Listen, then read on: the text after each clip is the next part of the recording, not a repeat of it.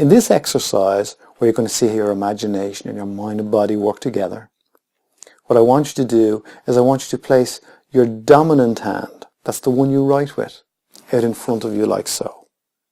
And then your non-dominant hand out like so, palm upwards.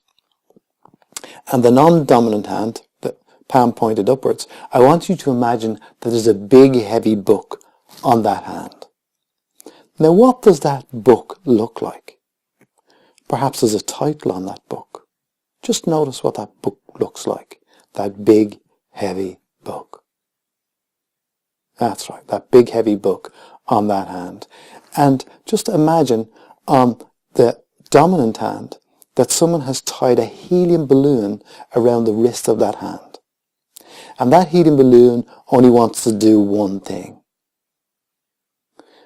And what colour is the string that's attached to that helium balloon?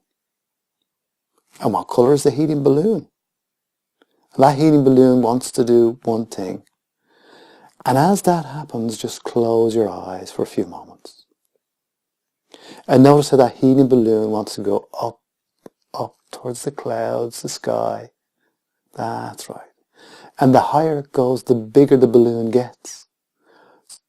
So it wants to go even higher.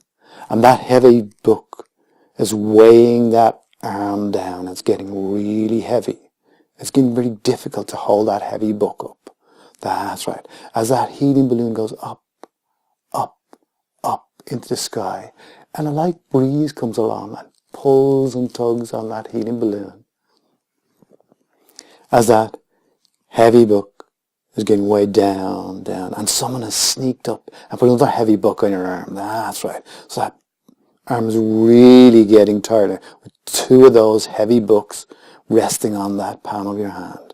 As that helium balloon goes up, up, up, up, higher and higher. That's right. Now, isn't that really interesting? Just open your eyes and see where your hands are. So by you imagining something yet again, your constant thoughts become your reality. So what you are thinking affects your physiology. Your body and mind work together always.